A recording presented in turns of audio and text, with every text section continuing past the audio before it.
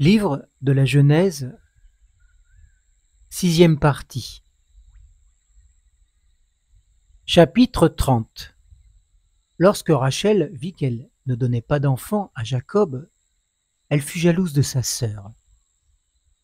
Rachel dit à Jacob: « Donne-moi des fils, sinon je vais mourir. » La colère de Jacob s'enflamma contre Rachel, et il dit: « Suis-je donc à la place de Dieu qui t'empêche d'être féconde ?»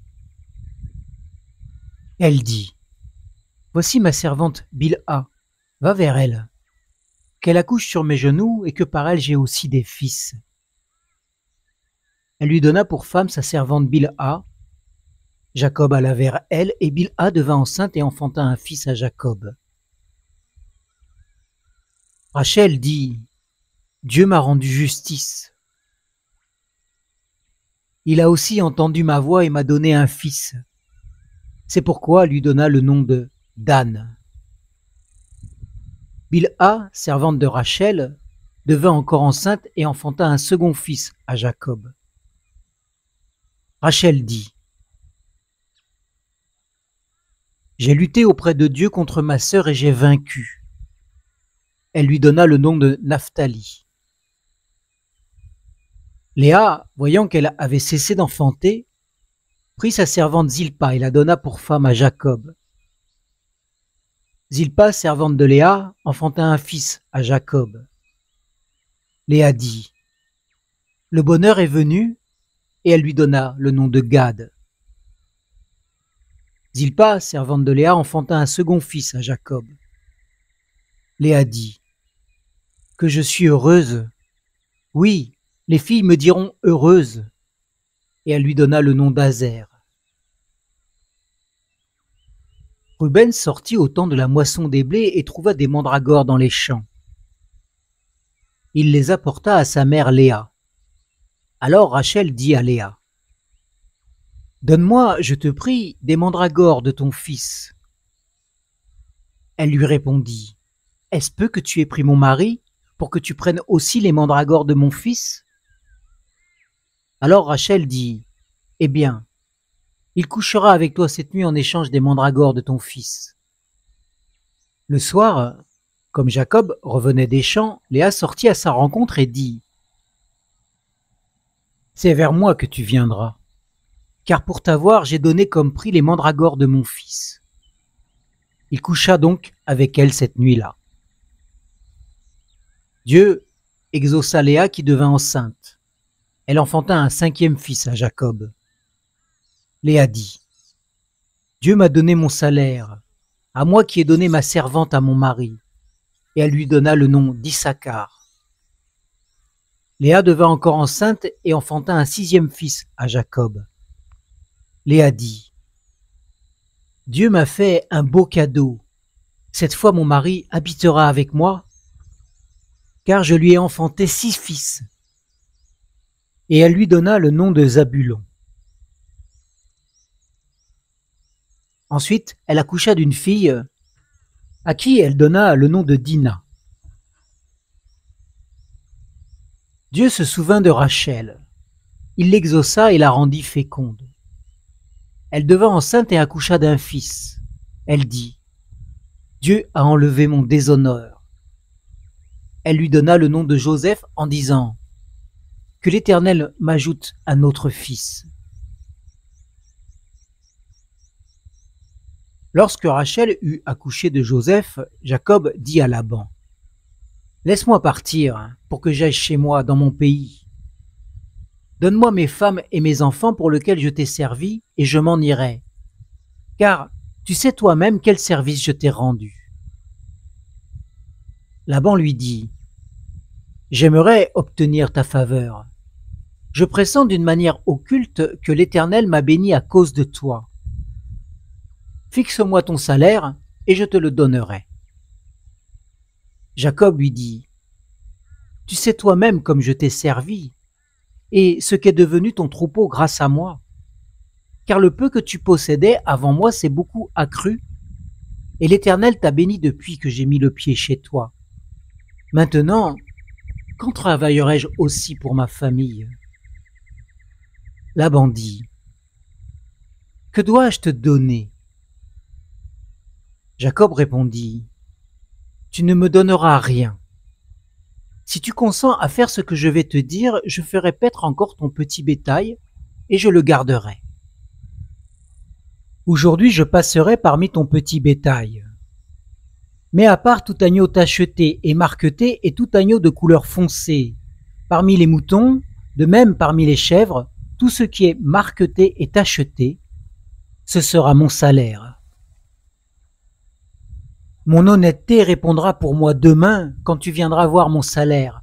Tout ce qui ne sera pas tacheté et marqueté parmi les chèvres et foncé parmi les agneaux, ce sera de ma part un vol. »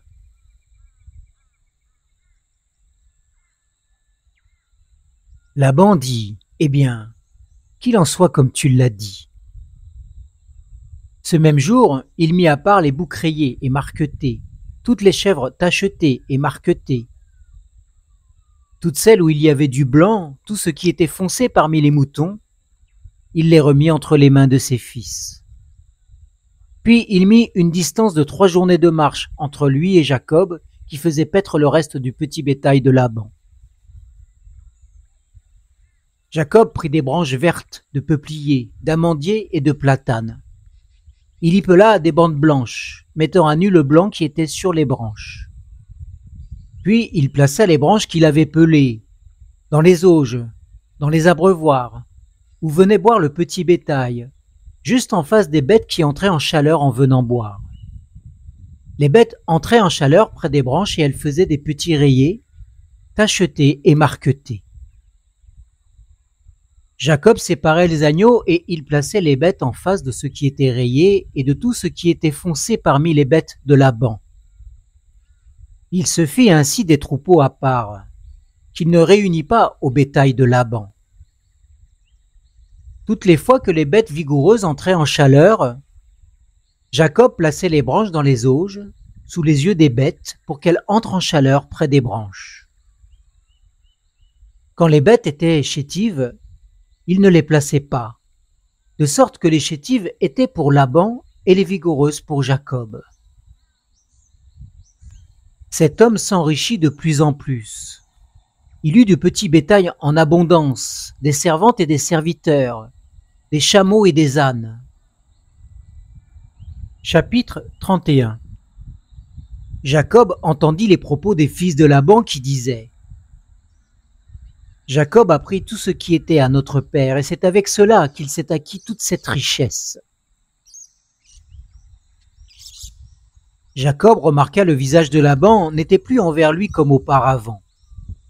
Alors l'Éternel dit à Jacob: « Retourne au pays de tes pères, dans ta patrie, et je serai avec toi. » Jacob fit appeler Rachel et Léa qui étaient au champ près de son petit bétail. Il leur dit: « Je remarque que le visage de votre père n'est plus envers moi comme auparavant, mais le Dieu de mon père a été avec moi. Vous reconnaissez vous-même que j'ai servi votre père de toutes mes forces. Or votre père s'est joué de moi et a changé 10 fois mon salaire. Mais Dieu ne lui a pas permis de me faire du mal. S'il disait: « Les tachetés seront ton salaire », toutes les bêtes faisaient des petits tachetés. Et s'il disait: « Les rayés seront ton salaire », toutes les bêtes faisaient des petits rayés. Dieu a arraché son troupeau à votre père et me l'a donné. Au temps où les bêtes entraient en chaleur, j'ai levé les yeux et vu en songe que les mâles qui couvraient les femelles étaient rayés, tachetés et mouchetés. L'ange de Dieu m'a dit en songe: « Jacob. » J'ai répondu: « Me voici. » Il a dit: « Lève les yeux et regarde. Tous les mâles qui couvrent les femelles sont rayés, tachetés et mouchetés, car j'ai vu tout ce que Laban t'a fait. Je suis le Dieu de Béthel, où tu as oint une stèle, où tu m'as fait un vœu. Maintenant, lève-toi, quitte ce pays et retourne au pays de ta naissance. » Rachel et Léa lui répondirent: « Avons-nous encore une part et un héritage dans la maison de notre père ? Ne sommes-nous pas considérés par lui comme des étrangères, puisqu'il nous a vendus et qu'il a mangé notre argent? Toute la richesse que Dieu a arrachée à notre Père nous revient à nous et à nos fils. Fais maintenant tout ce que Dieu t'a dit.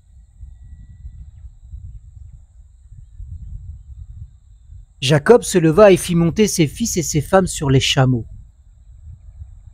Il emmena tout son troupeau et tous ses biens qu'il avait acquis, le troupeau dont il avait fait l'acquisition à Padam Aram. Il s'en alla chez son père Isaac, au pays de Canaan. Jacob était allé tondre son petit bétail. Rachel vola les téraphins de son père.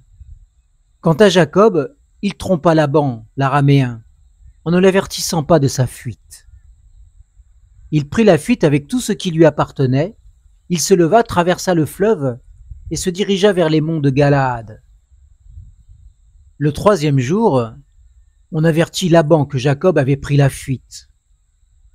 Il prit avec lui ses frères, le poursuivit 7 journées de marche et le rejoignit dans les monts de Galaad. Mais Dieu vint vers Laban, l'araméen, dans un rêve nocturne et lui dit : « Garde-toi de dire quoi que ce soit à Jacob. » Laban atteignit donc Jacob. Jacob avait dressé sa tente sur la montagne. Laban dressa aussi la sienne avec ses frères sur la montagne de Galaad. Alors Laban dit à Jacob : « Qu'as-tu fait ? Pourquoi m'as-tu trompé et as-tu emmené mes filles comme des prisonnières de guerre ? Pourquoi as-tu pris la fuite en cachette ?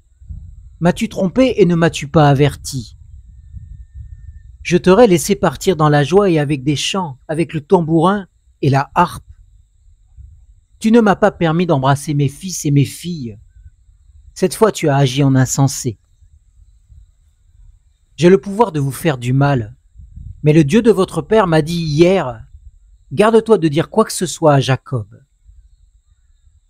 Maintenant que tu es parti pour de bon, parce que tu te languissais vraiment après la maison de ton père, pourquoi as-tu volé mes dieux ?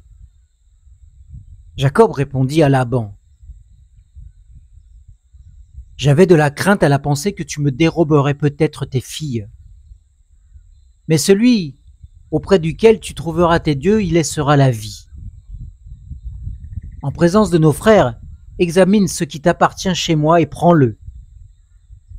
Jacob n'avait pas connaissance que Rachel les avait volés. Laban entra dans la tente de Jacob, dans la tente de Léa, dans la tente des 2 servantes, et il ne trouva rien. Il sortit de la tente de Léa et entra dans la tente de Rachel. Rachel avait pris les téraphins, les avait mis sous le bas du chameau et s'était assise dessus. Laban fouilla toute la tente et ne trouva rien. Elle dit à son père : « Que mon Seigneur ne s'irrite pas, si je ne puis me lever devant toi, car j'ai ce qui est habituel aux femmes. » Il chercha et ne trouva pas les téraphins. La colère de Jacob s'enflamma, et il chercha querelle à Laban. Il prit la parole et dit : « Quel est mon crime ? Quel est mon péché, que tu me poursuives avec tant d'ardeur ? Quand tu as fouillé toutes mes affaires, qu'as-tu trouvé de toutes les affaires de ta maison ? Montre-le-moi ici devant mes frères et tes frères, et qu'ils servent d'arbitre entre nous deux. Voilà 20 ans que j'ai passé chez toi.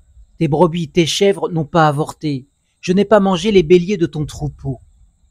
Je ne t'ai pas rapporté de bêtes déchirées. C'est moi qui en étais responsable. Tu me réclamais la valeur de tout ce qu'on me volait de jour et de ce qu'on me volait la nuit. J'étais là, dévoré par la chaleur pendant le jour et par le froid pendant la nuit. Le sommeil fuyait mes yeux. Cela fait 20 années passées dans ta maison. Je t'ai servi 14 ans pour tes 2 filles et 6 ans pour ton petit bétail, et tu as changé 10 fois mon salaire. Si le Dieu de mon père, le Dieu d'Abraham, la terreur d'Isaac, n'avait pas été pour moi, tu m'aurais maintenant laissé partir les mains vides. Dieu a vu mon humiliation et la peine de mes mains, et hier il a prononcé son arbitrage. Laban répliqua et dit à Jacob: Ces filles sont mes filles, ces fils sont mes fils. Ce troupeau est mon troupeau et tout ce que tu vois est à moi. Et que puis-je faire aujourd'hui pour mes filles ou pour leurs fils qu'elles ont mis au monde? Maintenant, viens, concluons toi et moi une alliance et qu'il y ait un témoin entre toi et moi. Jacob prit une pierre et l'érigea en stèle. Jacob dit à ses frères: Ramassez des pierres. Ils prirent des pierres et firent un monceau, et ils mangèrent là sur le monceau de pierres. Laban l'appela Yegar Sahadouta, et Jacob l'appela Galed.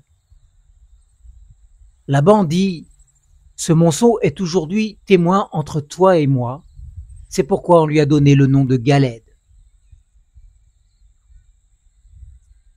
On l'appelle aussi Mitzpah, parce que Laban avait dit: Que l'Éternel veille sur toi et sur moi, quand nous serons l'un et l'autre perdus de vue. Si tu maltraites mes filles et si tu prends encore d'autres femmes, nous n'aurons point affaire à un homme. Prends-y garde, c'est Dieu qui sera témoin entre toi et moi. Laban dit à Jacob: Voici ce monceau, et voici cette stèle que j'ai posée entre toi et moi. Ce monceau est témoin et cette stèle est témoin que je ne dépasserai pas ce monceau dans ta direction, et que tu ne dépasseras pas ce monceau et cette stèle dans ma direction pour faire du mal. Que le Dieu d'Abraham et de Nahor, que le Dieu de leur père soit juge entre nous. Jacob prêta serment par la terreur d'Isaac son père. Jacob offrit un sacrifice sur la montagne et invita ses frères à manger un repas. Ils mangèrent donc ce repas et passèrent la nuit sur la montagne. Chapitre 32. Laban se leva de bon matin, embrassa ses fils et ses filles et les bénit. Ensuite, Laban partit pour retourner chez lui. Jacob poursuivit son chemin et les anges de Dieu le rejoignirent. En les voyant, Jacob dit: C'est le camp de Dieu. Et il donna à cet endroit le nom de Mahanaïm. Jacob envoya devant lui des messagers à son frère Ésaü au pays de Séhir dans la campagne d'Édom. Il leur donna cet ordre: Voici ce que vous direz à mon seigneur Ésaü. Ainsi parle ton serviteur Jacob. J'ai séjourné chez Laban et je me suis attardé jusqu'à présent. J'ai des bœufs, des ânes, du petit bétail, des serviteurs et des servantes, et j'envoie l'annoncer à mon seigneur pour obtenir ta faveur. Les messagers revinrent auprès de Jacob en disant: Nous sommes allés vers ton frère Ésaü.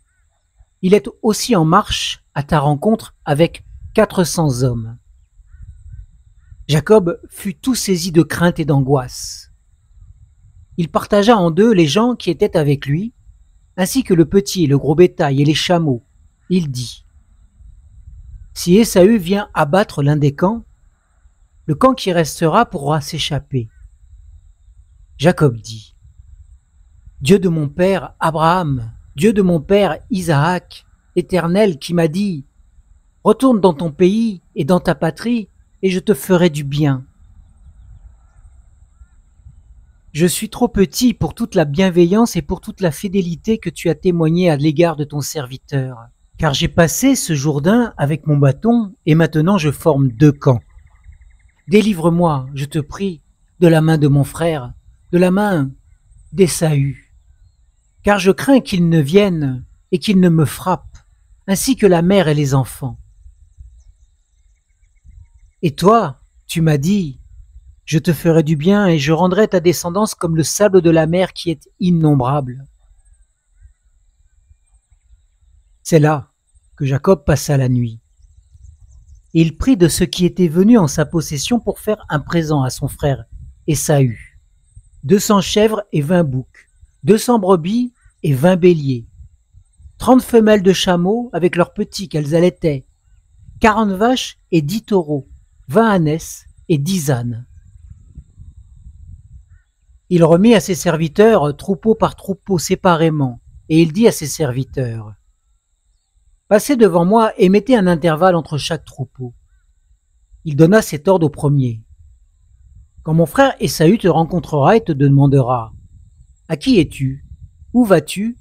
Et à qui appartient ce troupeau devant toi? » Tu répondras, « À ton serviteur Jacob. C'est un présent qu'il envoie à mon seigneur Ésaü. Le voici lui-même qui nous suit. » Il donna le même ordre au second, au troisième et à tous ceux qui suivaient les troupeaux. C'est ainsi que vous parlerez à mon seigneur Ésaü quand vous le trouverez. Vous direz, « Voici ton serviteur Jacob qui vient aussi derrière nous. » Car il se disait, « Je l'apaiserai par ce présent qui va devant moi. Ensuite je le verrai en face, et peut-être m'accueillera-t-il favorablement. » Le présent passa devant lui et il resta cette nuit-là dans le camp. Il se leva la même nuit, prit ses 2 femmes, ses 2 servantes et ses 11 enfants et passa le gué de Yabok. Il les prit, leur fit passer le torrent et le fit passer à ceux qui lui appartenaient. Jacob resta seul. Alors un homme se battit avec lui jusqu'au lever de l'aurore. Voyant qu'il ne pouvait le vaincre, il le frappa à l'articulation de la hanche. Et l'articulation de la hanche de Jacob se démit pendant qu'il se battait avec lui.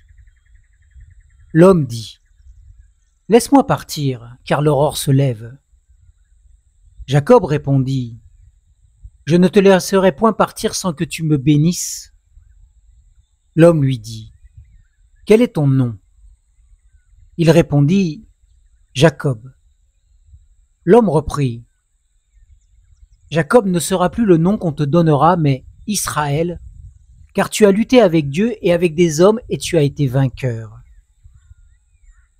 Jacob l'interrogea en disant, « Je t'en prie, indique-moi ton nom. » Il répondit, « Pourquoi demandes-tu mon nom? » Et il le bénit là. Jacob donna à cet endroit le nom de Péniel, car, dit-il, j'ai vu Dieu face à face et mon âme a été préservée.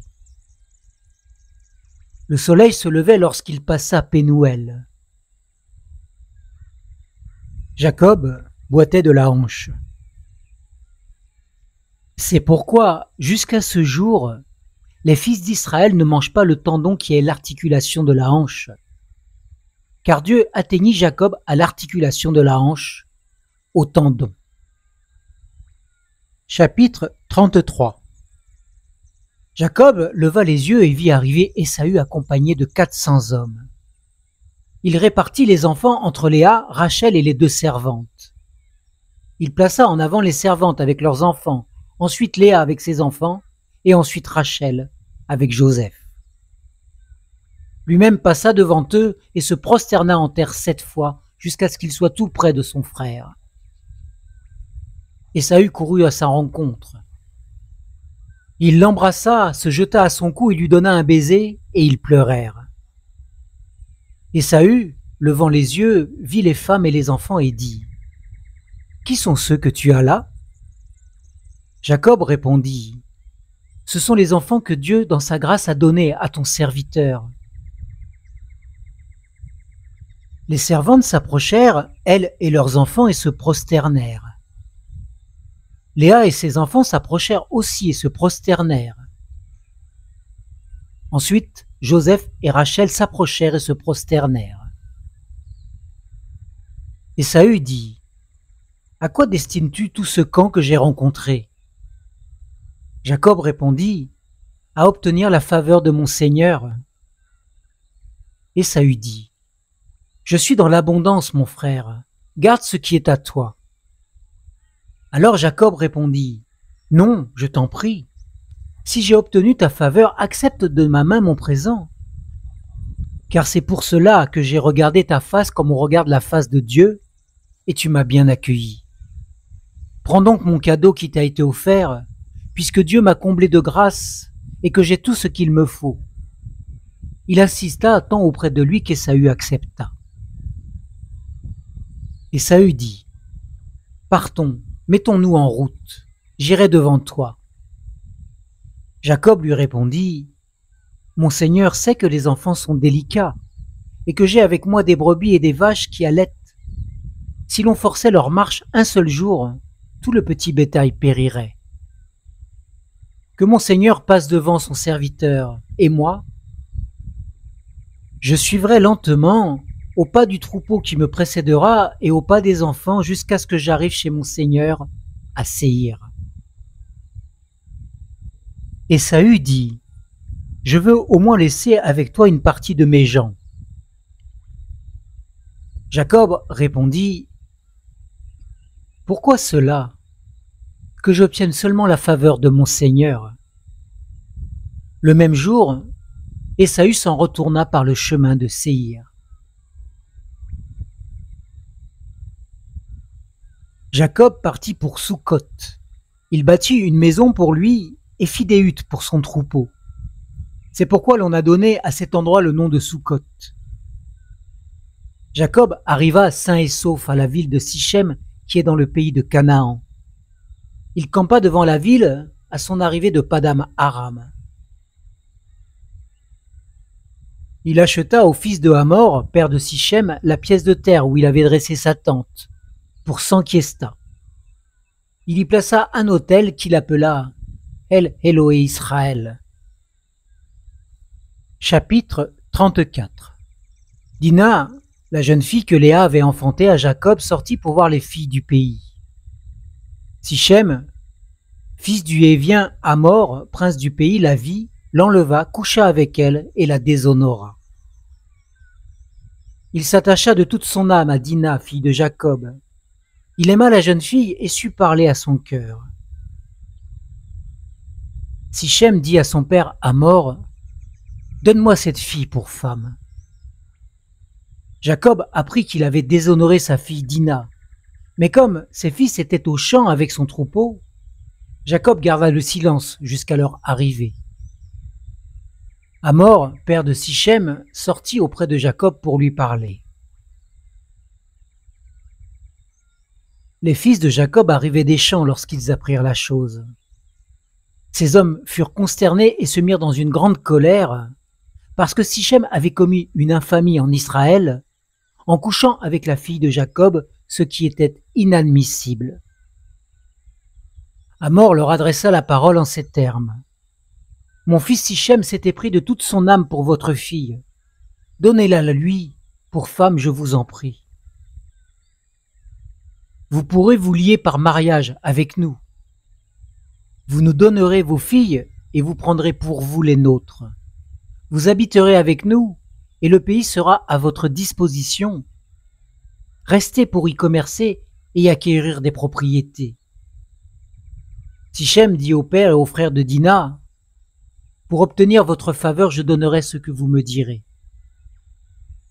Exigez de moi une forte dot et beaucoup de cadeaux, et je donnerai ce que vous me direz. Mais donnez-moi la jeune fille pour femme. » Les fils de Jacob répondirent avec ruse à Sichem et à son père Hamor, parce que Sichem avait déshonoré leur sœur Dina. Ils leur dirent: « C'est pour nous une chose impossible que de donner notre sœur à un homme incirconcis, car ce serait un déshonneur pour nous. Nous ne consentirons à votre désir qu'à la condition que vous deveniez comme nous, et que tout mâle parmi vous soit circoncis. Nous vous donnerons alors nos filles et nous prendrons vos filles pour nous. Nous habiterons avec vous et nous deviendrons un seul peuple. Mais si vous ne voulez pas nous écouter et vous faire circoncire, nous prendrons notre fille et nous nous en irons. » Leurs paroles eurent l'assentiment de Hamor et de Sichem, fils de Hamor. Le jeune homme ne tarda pas à faire la chose, car il avait de l'affection pour la fille de Jacob. Il était le plus considéré de tous ceux de la maison de son père. Hamor et son fils Sichem se rendirent à la porte de leur ville et parlèrent ainsi aux gens de leur ville. Ces hommes sont paisibles à notre égard. Qu'ils restent dans le pays et qu'ils y commercent. Le pays est bien assez vaste pour eux. Nous prendrons leurs filles pour femmes et nous leur donnerons nos filles. Mais ces hommes ne consentiront à habiter avec nous pour devenir un seul peuple qu'à la condition que tout mâle parmi nous soit circoncis comme ils le sont eux-mêmes. Leur cheptel, leurs biens et toutes leurs bêtes ne seront-ils pas à nous? Acceptons seulement leurs conditions pour qu'ils restent avec nous. Tous ceux qui sortaient pour se rendre à la porte de sa ville écoutèrent Hamor ainsi que son fils Sichem. Et tous les mâles qui étaient venus à la porte de la ville furent circoncis. Le 3e jour, pendant qu'ils étaient souffrants, les 2 fils de Jacob, Siméon et Lévi, frères de Dina, prirent chacun leur épée, arrivèrent dans la ville qu'ils se croyaient en sécurité, et tuèrent tous les mâles. Ils passèrent aussi au fil de l'épée Hamor et son fils Sichem. Ils reprirent Dina de la maison de Sichem et sortirent. Les fils de Jacob se jetèrent sur les morts et pillèrent la ville, parce qu'on avait déshonoré leur sœur. Ils prirent leurs petits et leurs gros bétail, leurs ânes, ceux qui étaient dans la ville et ceux qui étaient dans la campagne. Ils capturèrent et pillèrent toutes leurs richesses, leurs enfants et leurs femmes, ainsi que tout ce qui se trouvait dans les maisons. Alors Jacob dit à Siméon et à Lévi, « Vous me causez du souci en me rendant odieux aux habitants du pays, aux Cananéens et aux Phéréziens. Je n'ai, moi, qu'un petit nombre d'hommes. Ils se rassembleront contre moi, ils me frapperont, et je serai détruit avec ma famille. » Ils répondirent, « Va-t-on traiter notre sœur comme une prostituée ?